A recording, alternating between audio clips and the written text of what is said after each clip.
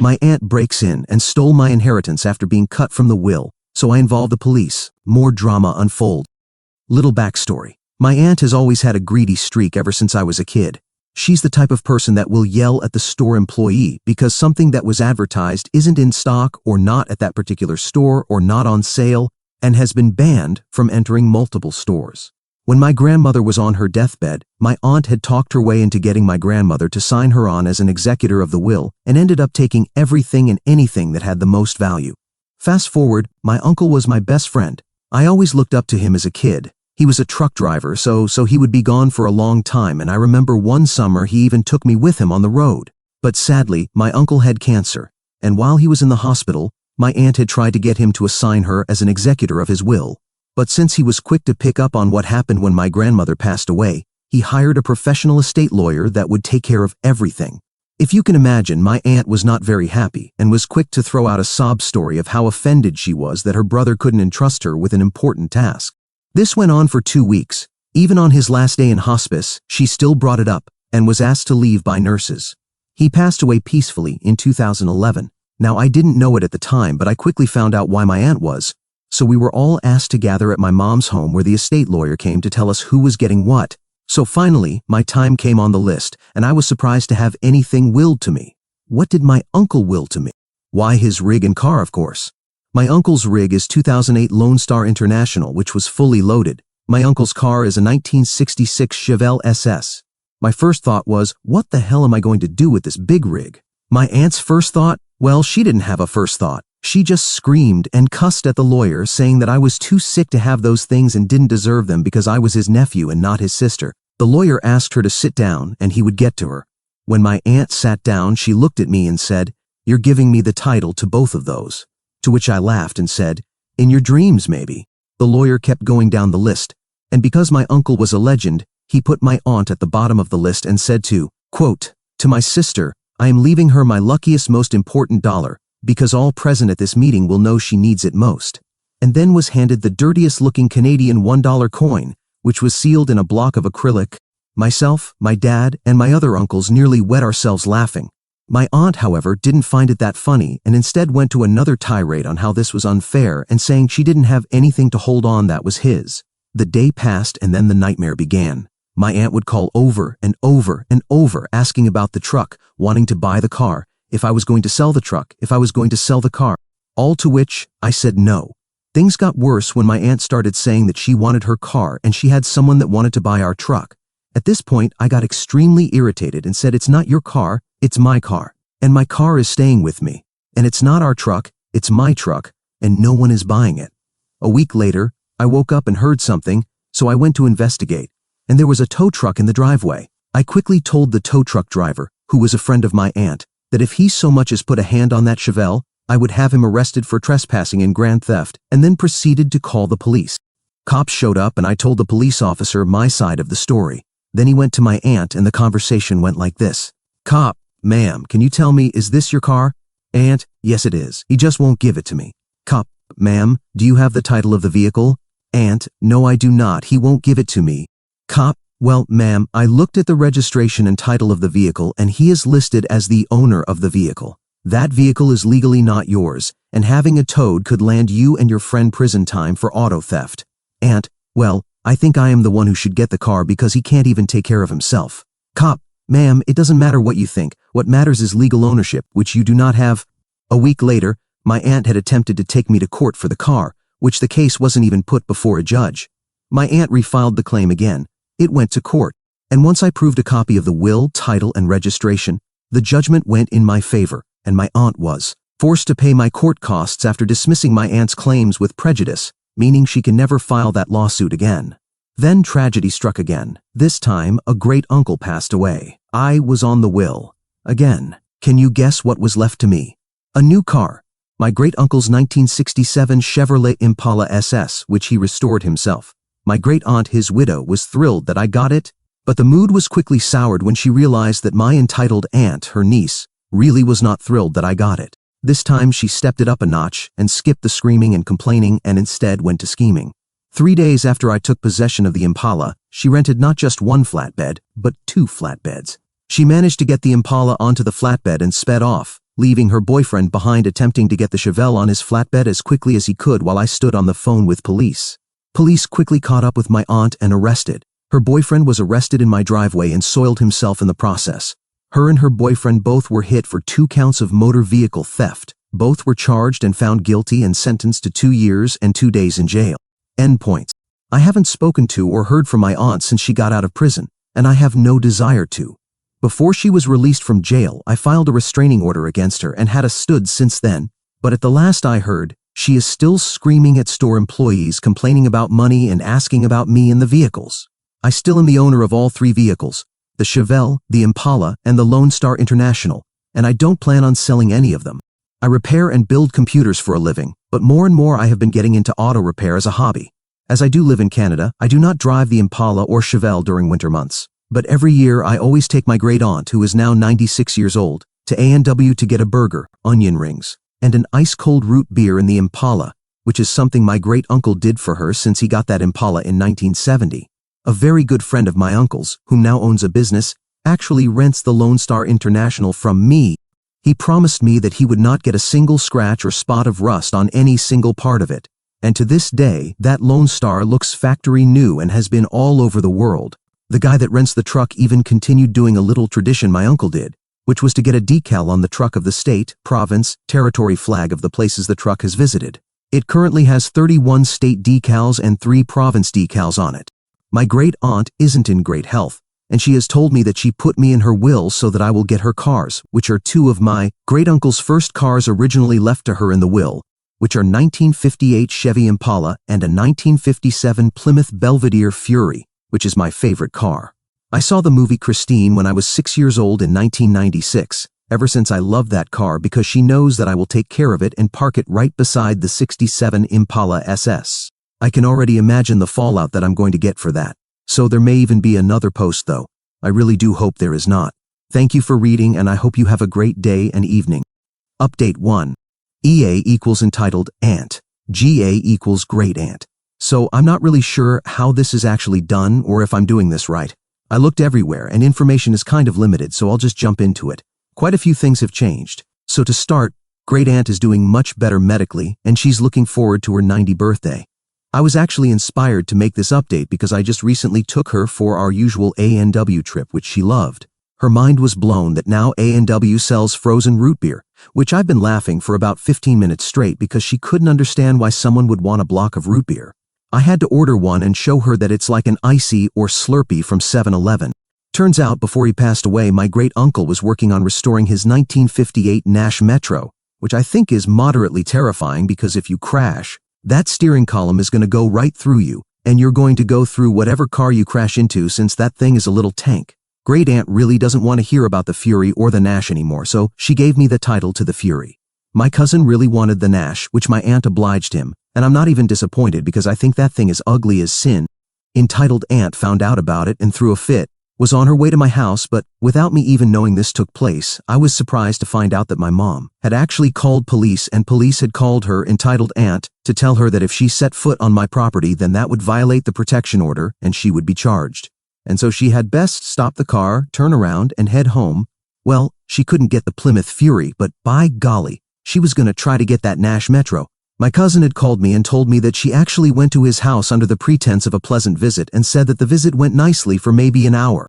And then suddenly, the golem switch was flipped, and she started listing off reasons as to why he needs to give her the Nash, such as when she was little, she would ride in the Nash. She deserved it. He wouldn't take care of it also, because he has a '66 Pontiac GTO that I've been trying to buy off of him for 7 years. It would be much safer at her place, despite the fact that he lives about 20 miles from where I live in the middle of nowhere. All of these did not faze my cousin, and instead he told her to get out of his house after citing the reason of how it was kinda his dad's car. He had to deal with her pestering him for around 7 months, and then he finally just blocked any form of contact with her. She hasn't tried anything since. Great aunt then went on to sell the farm, which upset entitled aunt even more, because that's one thing she can't have, and it is even in the will that my cousin and I retain the vehicles at all times, and now my cousin gets the house in town, which was changed from entitled aunt to my cousin. And so the dust has settled, and now things are all good. Now some pretty good things have come out of this. So, number 1 is, when I found out that my mom was the one that called the police on my aunt, That led me to talk to my mom for the first time in 5 or 6 years, and now we are on speaking terms. I also have a much better relationship with my cousin, since we were never really that close to each other to begin with, and he was blown away at the fact that I have a full-on machine shop on my property. So on weekends we will be in the shop talking, and he's been helping me with my project. My project is I found a Lincoln Continental Mk3, and ever since I was a kid it's been a dream to have the car from the movie. Well, the car. So we have started chopping the crap out of it, and making everything by hand to get it to look perfect. The Impala, Chevelle, and Lone Star are all doing great. The Lone Star had a bit of a hiccup and the entire transmission and engine needed to be replaced. But Lone Star actually said that the engine should have been replaced long ago. So that all got done and signed off on, along with a new hitch plate being installed on it. My uncle's friend still rents the Lone Star from me for his business, and he even got a custom decal put on the trailer for it of a chicken hawk. My uncle's nickname was Chicken Hawk, and now has 42 state decals on it, up from 31, and 6 provincial decals, up from 3. Me and my cousin both got invited to a car club because we were at a recent car show. A friend of ours had recent dealings with this car club. They gave him some of the money he needed to restore a 1951 Studebaker Woody, and once the car was complete, they actually had taken him to court to get the car, which now sits in their showroom. So me and my cousin asked them when our friend is going to get his Studebaker back. And then I said that I don't associate with people that have zero moral fiber. We're now working towards getting him his car back, since legally the people in the car club can't so much as sit in the car without our friend's permission. Since nothing was in writing, he has to pay the car club back but won't get the car back until he has paid the car club because his lawyer was an idiot. Before I forget, entitled Aunt has actually had to come out of retirement, and now both her and her boyfriend are forced to go back to work since they ran out of money pretty quick. As it turns out, having multiple homes and going on vacation 2 or 3 times a year drains your account pretty dang quick. So yeah, that's about it. 5 a.m., so it's time to get to work. Hope everyone out there has a good day or evening, and thank you for your time. Update 2. So I really never thought I would be touching this topic again, but surprise, I'm back. F my life. So let's just jump right into it. This time we only have 2 characters which will be entitled Aunt and Uncle. Here we go. So for those who have seen the last post, I have recently gotten into speaking terms with some of more members of my mother's side of the family, one of which being my uncle. I do need to put a little backstory in here on my uncle before we begin. So my uncle was paying entitled aunt for a house she owned. They have a written agreement which is almost like a rent-to-own agreement. So my uncle has been paying entitled aunt an inflated sum of money for 3 years, in total of which when that sum hit $64,000, that was it. The house was then given to my uncle. I will say it again, this is in writing. Now a few years ago, my uncle got into a car accident which was by no means his fault. He was actually hit by a bus driver who was intoxicated at the time, and because of that, he got a very large settlement. Because of that accident, my uncle broke both of his legs, so he gave entitled aunt his bank card, and she was using that to do things such as pay his bills and get groceries for him. Now here is where the problem begins. Entitled aunt and my uncle got into an argument. She kicked him out of the house and refuses to refund him the money he gave her. I also looked at the numbers for the settlement my uncle got. Out of $977,000 by my count, only 120-ish was actually spent on him. So by my count, my aunt has stolen a little over $1 million from my uncle, adding on the money given for the house which was never returned. I expected this, but I never in 1 million fucking lifetimes expected this amount. Like, this isn't a slap on the wrist kind of money, this is big trouble, big bad kind of money. I am fucking livid. I haven't told my uncle yet because, to be honest, I don't know how the F to tell him. How the F do you tell your uncle, yeah, your sister stole $1 million from you? Also factor into that, my uncle is a recovering alcoholic. He still drinks here and there, but he doesn't get blackout drunk like he used to. But he's working for a friend of mine who I told very directly, if you smell alcohol on him, send him home without pay. So I really don't want to tell him and have to go on a downward spiral. I honestly have no idea what to do. I know that I have to tell my uncle this. Whether or not he chooses to pursue it, he won't have a choice because this isn't right. I will make him pursue it. I will give him my lawyer and pay for it. Do I even go to a lawyer for this? So, anyways, I just had to put this out there. It is kind of vague. For that, I apologize.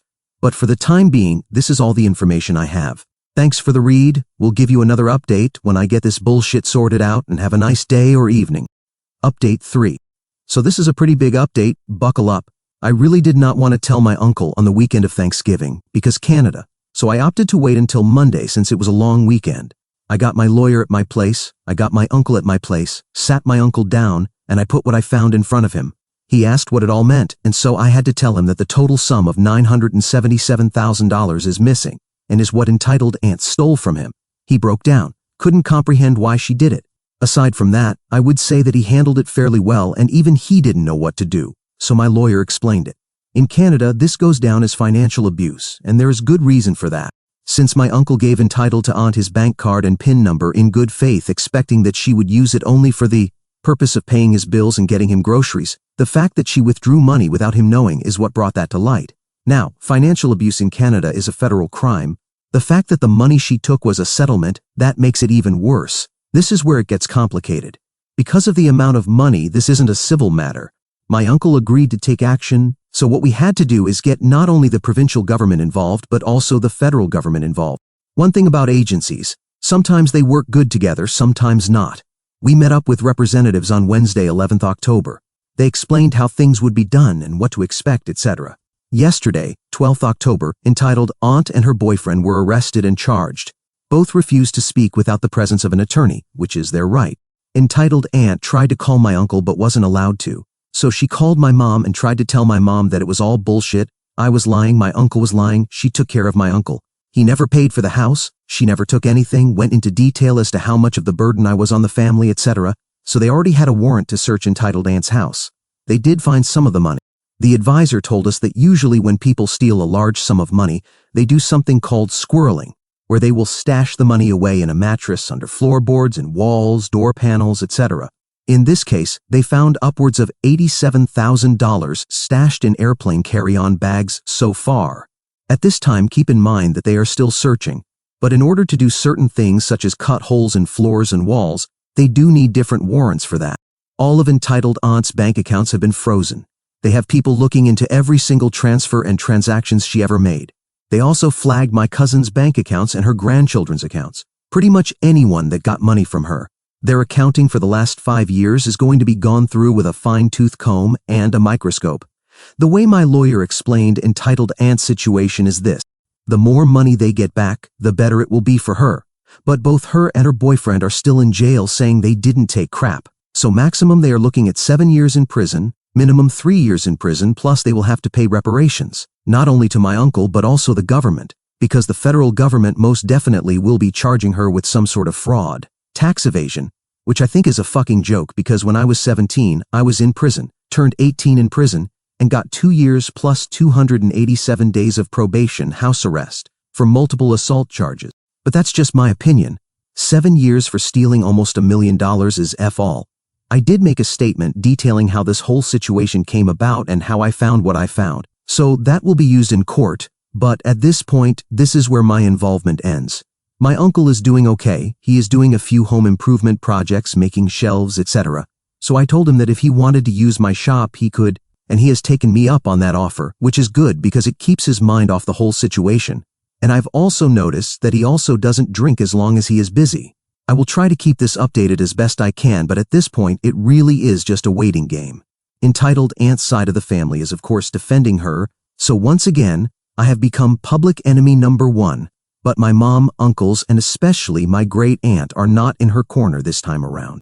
So for the end of this, I just wanted to go through a little bit of a timeline just for a bit of recap, and it will also fill in some holes. So 2018 was when my uncle had his accident. From 2018 to 2020 is when entitled aunt had access to his banking information. 2020 is when entitled aunt had also kicked my uncle out of the house he was renting from her in a written rent-to-own agreement. At the same time, entitled aunt had also sold her house in the small town I grew up in, which was 3 times larger than, and in a much better area than the house she was renting to my uncle is. After that took place, they didn't speak to each other for almost 2 years. Fast forward to 2023, my uncle wanted me to go over his funds just to get a head start and see if he could get any more money off his 2023 tax return, which is when I found out that around $825,000 was missing out of the settlement he got, and around $100,000 was accounted for, which now leads us here. My final thoughts on the situation: I honestly do think that entitled aunt did plan this from start to finish. From selling her house to kicking my uncle out simply because she just wanted to take more, that was the only thing she saw where she could take more, and that left my uncle dang near homeless. Do I wish it happened this way? No, I don't. But I also think at the same time, it needs to happen. hopefully now entitled Aunt, will actually begin to understand what kind of harm materialism brings you all, because of fabricated perception of status it brings some people. Thank you for taking the time to read. Have a good day and evening.